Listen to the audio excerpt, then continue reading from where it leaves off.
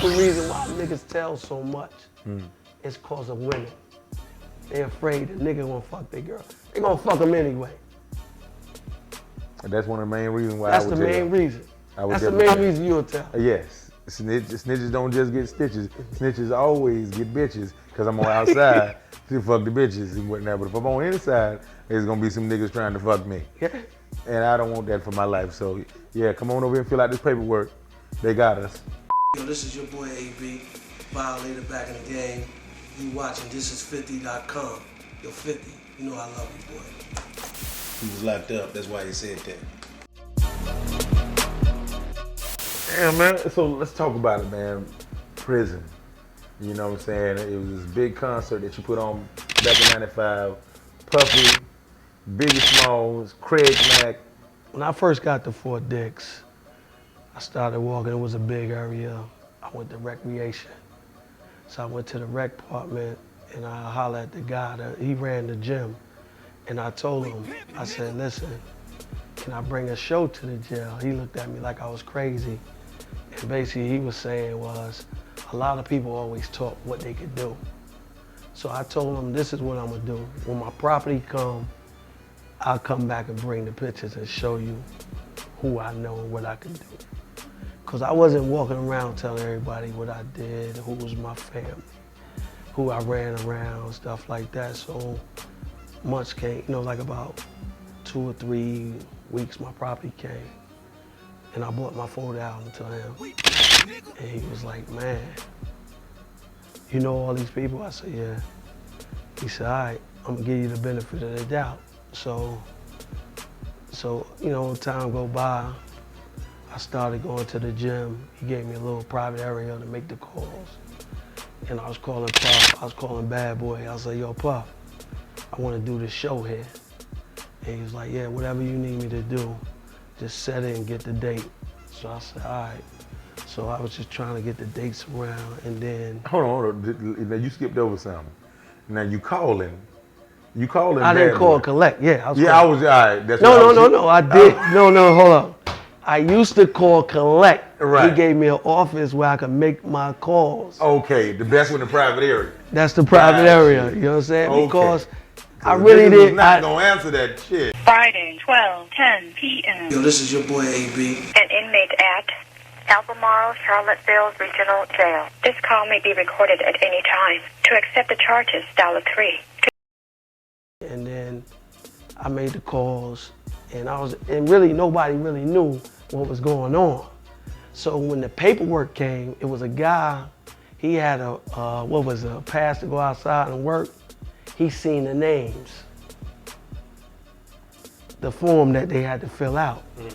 And when he seen it, he came back inside, started going around telling him, yo, this kid named AB got Biggie, Craig, Mack and Puff coming to the jail to do a show. And they was like, man, this nigga don't know nobody. Cause I was working in the kitchen, I used to walk around with dirty whites on. It's like, man, this nigga don't know nobody. And then what happened was made the niggas believer. I had a visit come and see me, and it was Warren G, Dr. Dre's brother. So he came to see me. So they in the visiting room trying to figure out who come to see this dude, who he come to see. I walk out, it was me. So they was like, wow, this nigga really know, I had 20-something years. So they like, how the fuck this nigga know all these niggas and he been in this long? So, it started planning. So I already got everything booked. So May 3rd, 1995, this is when it happened. Biggie shot the video. You seen the video, Junior Mafia. So they shot a video in LA. Puff flew in, Biggie flew in, and everybody was in the gym. So the base, Fort Dix base was so big, you could get lost. The tour bus got lost. So, niggas in the gym was like, man, see, I tell you this nigga ain't know nobody. Man, this is some bullshit! So Puff them came in first, and Biggie, they made an announcement, and all the haters, they left like, oh man, I told you this nigga.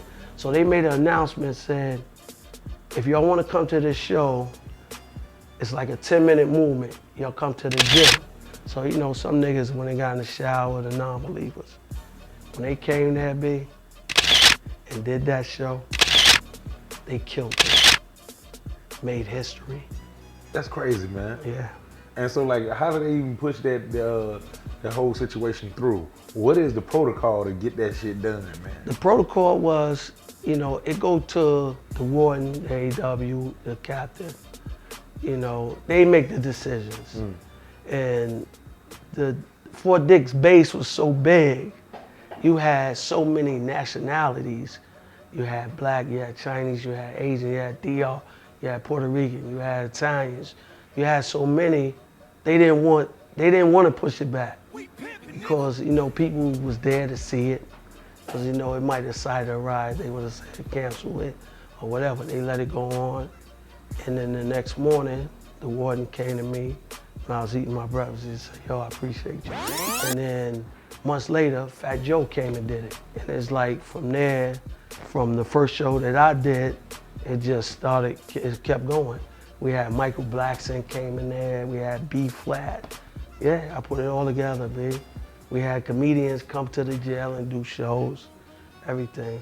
But what you talking about, we gonna make that happen. Man, my show 16 or better, man, I want to see the best of the best inmates. Yes. You know what I'm saying? I want to see the cons that got bars and metaphors and punchlines. And I think it's called for, man, you know, to give them hope and something to live to and everything. And your dreams ain't over just because you want it inside. Nah, it's not, but you gotta look at it this way, man. We all make mistakes. You know, we all get judged for what we do or whatever.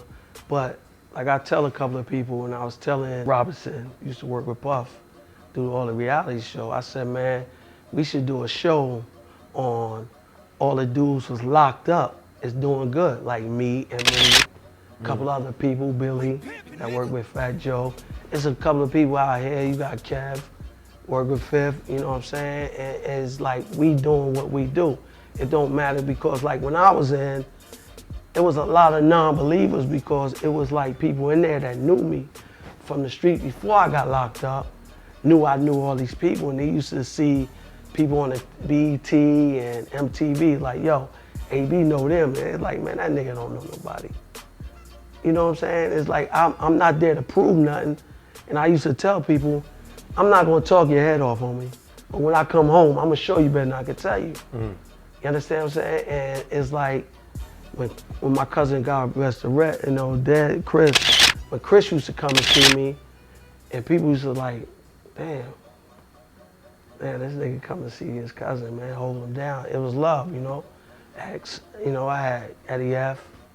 I had a line of people just come and visit me. Man, Dal, I don't know if I could ask you this or you feel comfortable with talking about it, but what you get locked up for?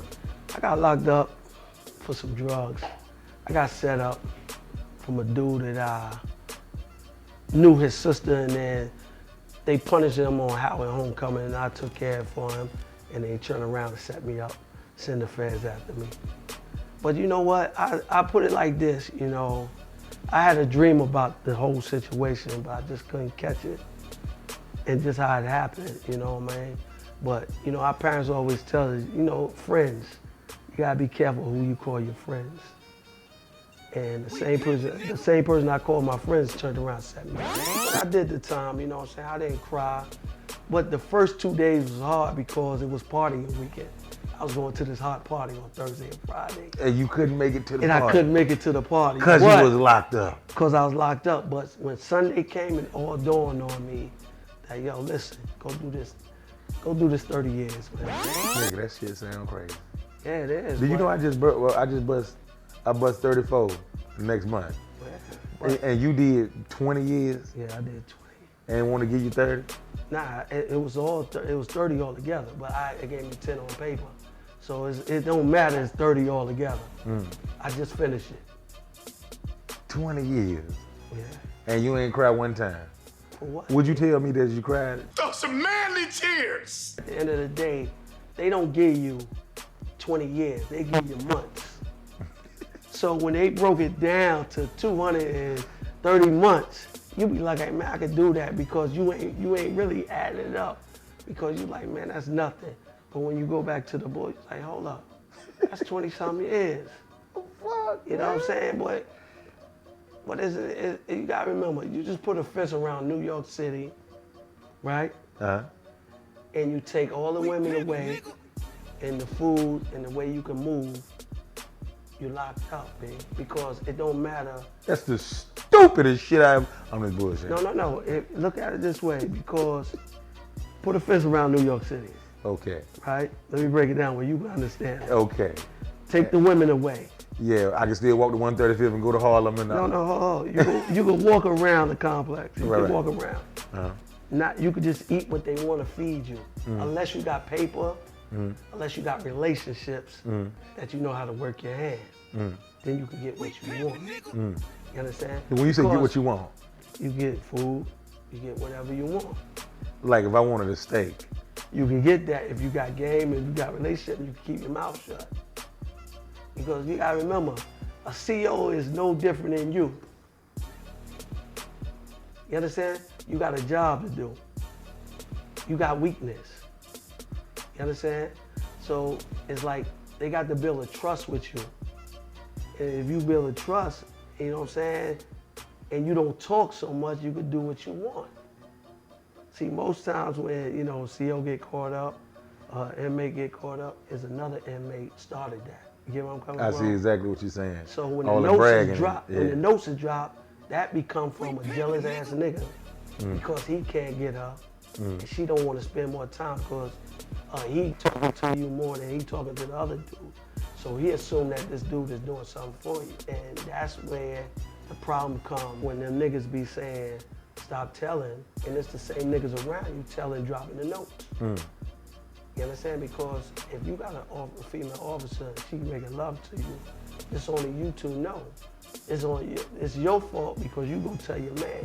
Now your man look at her because he can't get her. Guess what? The notes is getting dropped. That's how it started to investigate. But imagine when you was going in, is there anybody you could have told on to get your sentence reduced? For what, man? When I was growing up as a kid, B, that's why I got so much time. They wanted me up my way in Mount Vernon. They couldn't get me. They had the police come up my way to DC and testify against me because they was mad because they couldn't lock me up. You understand? But at the end of the day, my father told me when I was young, if you in the game, these are the rules. You understand? So if you get caught, lay down and do your time, man. It's like I can I go anywhere. I be by myself. I go to DC where I caught my case. You know what I'm saying? And I'm out there. So I don't have them problems. You know, and most niggas, what they do is like, I tell niggas, I caught my case in DC, Georgia Avenue, Safeway. You understand what I'm saying? Nigga from Howard University set me up. Niggas know who he is. Broad set me up. So at the end of the day, it's like, yo, you got niggas that go out of town, tell on niggas to come home and act like nothing ever happened. My main man. Like I always say, you just can't say you're real or something, you gotta be man. We over and we out of here. Do I have something in mind? Y'all go to commercial. Don't kiss them hoes in the mouth unless you got to. Niggas in the mouth, yeah. Yeah, don't ever do that. They're like, oh look, man, you didn't already fuck me, man, but don't kiss me though, dog.